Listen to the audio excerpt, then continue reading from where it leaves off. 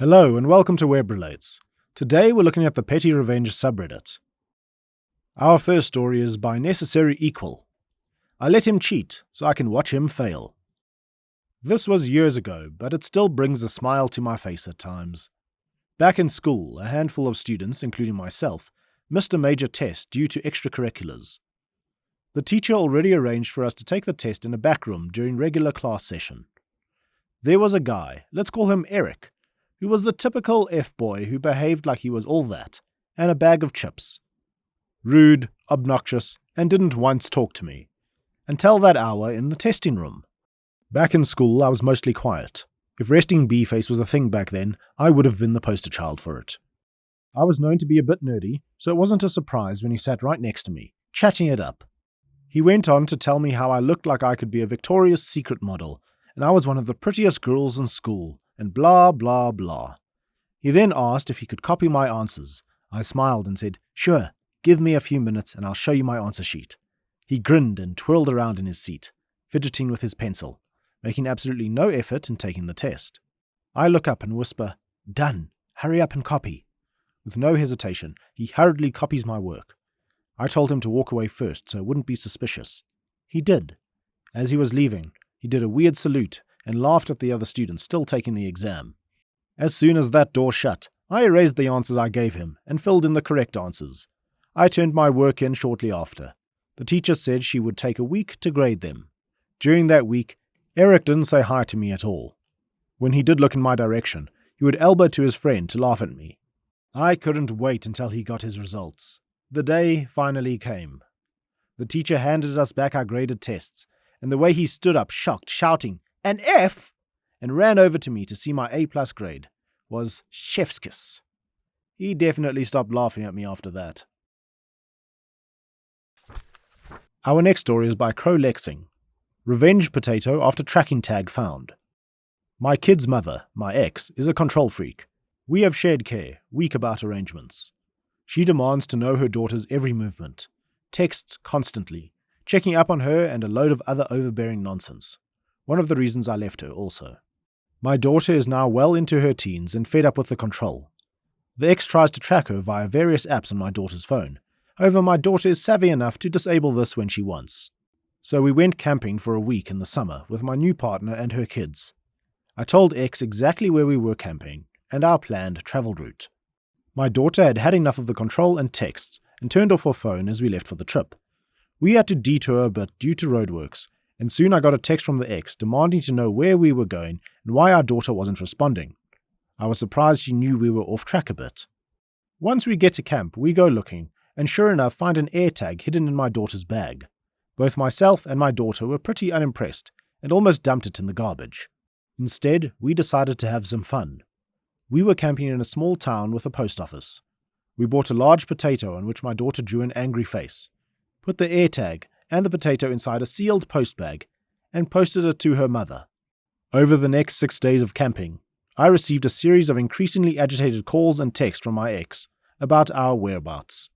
She was freaking out as the tag traveled from our remote town, through another state, and slowly back to her address. A week goes by fast, and we head home. Drop the kids off to their mothers, and almost forget about the package as it hadn't arrived apparently. A few days later, I get an excited call from my daughter, who was grounded. The post bag had turned up at least a couple of weeks after sending. The potato had gone bad and turned to a foul-smelling mush in the bag that, upon opening, had spilled on the living room carpet, leaving a rotten mess, with an air tag in the middle. Even better, it was the ex who opened it. I wish I had been there to see her face. Apparently, it was worth the grounding.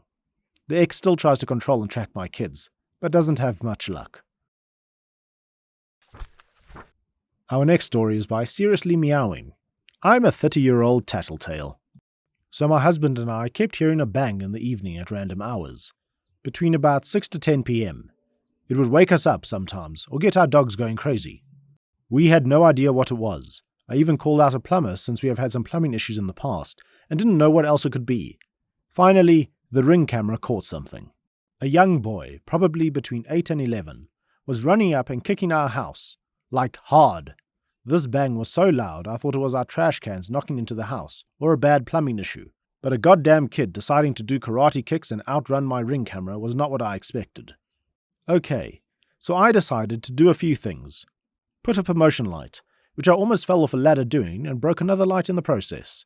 Between this and the plumber coming out, I'm in about $200 because of the screwball. Second, I wrote a note and taped it to the glass. He seemed tall enough to read. The note said, "To the child kicking our door. We know who you are. We have you on camera every time. We told your parents. We will contact the police next time. Please stop scaring our dogs." I'm bluffing because I want him to stop.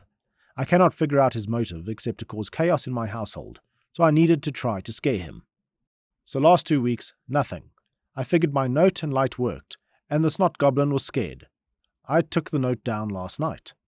Then tonight, bang! The loudest one yet. What the hell? I go outside because I'm mad now, and I see a children's mermaid kickball in my front yard. I'm keeping it. The turd waffle kicked it into my car. I see no kids. I'm so angry. I kick the ball into my fenced-in backyard and go back inside. About 30 minutes go by, and I hear another bang. I look out the window, and I see this little bastard running down the street laughing. I am furious. I'm about the size of Sydney Sweeney if she was also an Adam Sandler-type woman. I'm wearing cute polka dot Victoria's Secret PJs, and I just did my everything shower with an at-home blowout. I'm in no mood. I push my husband out of the way and put on my running sneakers with no socks. I book it down the street and I see the little skid mark run inside a house. I run up the driveway and kindly question some younger girls, his sisters, to find out where his parents are. They said his mom was in the backyard. I went back there and told her straight up, "Your son has been kicking my house for 2 months. I have it on video. He's scaring my dogs. Ask him to stop." She said okay and thank you. I said thank you and left. As I walked home, I see my husband running up to me because he didn't know where I went. I told him I handled it. Then, as if on cue, I hear the loud whining of what sounded like a young boy between 8 to 11, finally getting justice served. I've never met this kid in my life. I want to know why. Why did he target us? Did I wrong him? Or was he just a random crazy kid? Sometimes life is chaos. Thanks to the comments, OP later found out this was a stupid TikTok challenge. Our last story is by Solutions. How I Took Down a Career Saboteur. This story took place in 2004. Each story about work is at a separate company. It all started when a new colleague joined our ragtag bunch of systems engineers deploying ground-based radars around the world. From day one, I could tell there was something off about him. He had these weird mannerisms of always trying to one-up someone else's story and be the center of attention. He struck me as one of those guys who would look you in the eye and smile as he sinks the knife into your back and kiss the wound after getting what he wants. He was also one of those guys who tried to steal everyone else's thunder. Needless to say, he was overly ambitious, constantly trying to undermine me and take credit for my work. I tried to brush it off, hoping it was just a phase, but things only escalated. One day, I discovered he was spreading false rumors about me to senior management, trying to sabotage my career. Basically, the sniveling bee-butt punk tried telling management I was drinking on the job, appeared high, was very combative and threatening, and an insider threat as he saw me always carrying around external hard drives and must be stealing corporate data. My manager confronted me about the rumors and told me I was on restricted duty for 2 weeks while they investigated. I was furious, but decided to play it smart. I took PTO, vacation, for 2 weeks, and came back to an unfounded report. Instead of confronting him directly, I started documenting everything. Every lie, every deceitful act, every instance of him trying to play games with my career. I also did something in the grey area by setting up surveillance cameras with sound around my area. Think nanny cams. One day, I catch him on video speaking to a competitor and divulging proprietary information without an NDA. I then heard him talking to a vendor about an all-expense-paid trip to Hawaii during his vacation time for helping them make a sale with our company. Oh, that is an organizational conflict of interest burn. I knew I needed to act carefully. Using the company's ethics hotline, I anonymously reported his behavior, providing all the evidence I had gathered. The investigation took a few weeks, and during that time, he continued his underhanded tactics, completely unaware of the storm heading his way. Finally, the day of reckoning arrived. I was at my desk when I saw 2 HR representatives and a security guard walking towards him.